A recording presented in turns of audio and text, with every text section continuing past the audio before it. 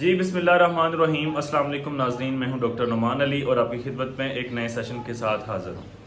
इस वीडियो का जो मेरा टॉपिक है वो ये है कि बकरियों में डायरिया यानी कि जैसे आम अल्फाज में बोलते हैं मोशन और रिक का लगना, तो ये इश्यूज़ जो है ये ज़्यादातर बकरियों के बच्चों में पाया जाता है।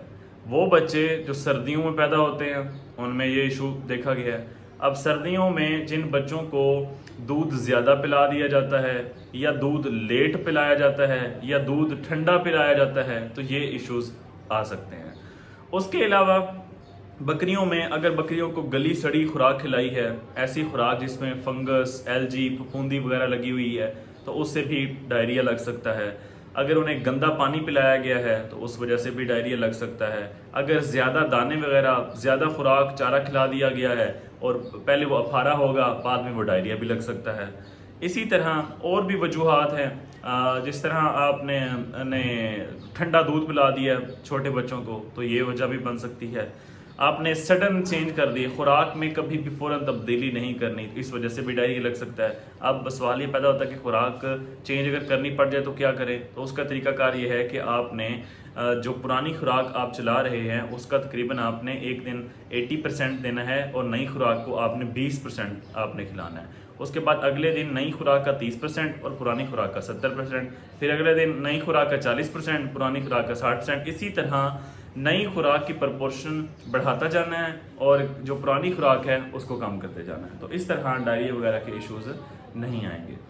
तो इस तरह और भी काफ़ी सारी वजूहात हो सकती हैं। ज़्यादा गर्मी की वजह से भी डायरिया लग जाता है बकरियों को। तो ये सारी वजूहात हैं जिनकी वजह से डायरिया हो जाता है।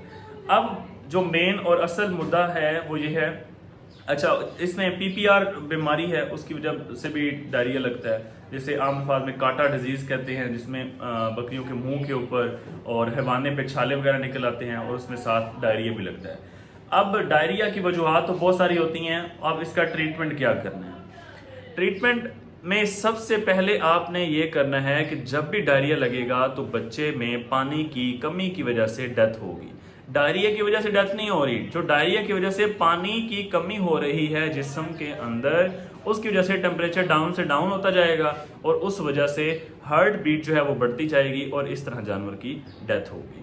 अब आपने करना क्या है ट्रीटमेंट में, चाहे आप ट्रीटमेंट बाद में जो भी करें उसमें मैं बताता हूँ कि कौन कौन से ऑप्शंस हैं, लेकिन सबसे पहले आपने ये करना है कि जानवर को ORS वाला पानी पिलाना है, ताकि जो पानी की कमी, जो नमकियात की कमी हो चुकी है वो फ़ौरन पूरी हो।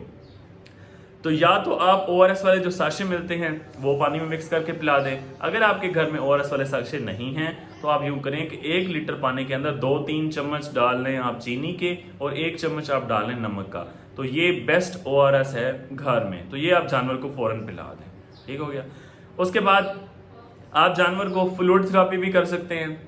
फ्लूइड थेरापी में आप नॉर्मल सलाइन और रिंगर लैक्टेट, बेहतर है कि जब डायरिया हो तो आप रिंगर लैक्टेट लगाएं, क्योंकि इसके अंदर कैल्शियम होती है और डायरिया के अंदर टेम्परेचर डाउन होता है। तो जब आप रिंगर लैक्टेट लगाएंगे तो कैल्शियम की वजह से टेम्परेचर अप होगा।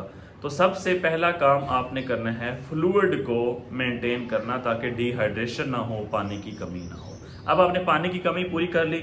अब उसके बाद आप फ्लैजल लगा सकते हैं।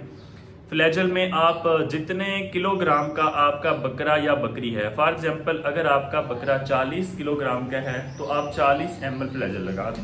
बाकी आप उसके साथ नॉर्मल सलाइन या फिर आप रिंगर लैक्टेट लगा दें। उसके बाद आप जो सल्फाडाइमाडीन के नाम से ड्रग आती है वो आप जानवर को ओरली पिला सकते हैं। उसका सीधा सिंपल फार्मूला ये है कि अगर आपका बकरा 40 किलोग्राम का है तो आप 15 से 20 ml उसे पिला दें। ठीक है, ये भी इसका बहुत अच्छा रिजल्ट है। सल्फाडाइमाडीन, 2 चीज़ें होगी। तीसरे नंबर पे आता है ये साशे डायरोबान के, उसमें भी मुख्तलिफ एंटीबायोटिक्स होती हैं, तो वो आप पानी में हल करके वो भी जानवर को पिला सकते हैं। 3 चीज़ें होगी। उसके बाद देसी इलाज जो है वो है जामन के पत्ते। जामन के पत्तों का डायरिया में बहुत अच्छा इफेक्ट है, चाहे वो डायरिया ब्लडी हो चाहे वो सिंपल डायरिया हो, तो जामन के पत्तों का बहुत अच्छा इफेक्ट है, वो भी आप यूज़ कर सकते हैं। इसके अलावा आप और भी जो ब्रॉड स्पेक्ट्रम एंटीबायोटिक्स हैं, एंटीप्रोटोजोल हैं, वो आप डायरिया के ट्रीटमेंट में यूज़ कर सकते हैं। तो ये थी डायरिया की, यानी कि मोशन लगना, कुछ वजूहात और उनका सिंपल सा इलाज। तो अगर आपका कोई क्वेश्चन रह गया तो आप पूछ सकते हैं। बहुत शुक्रिया।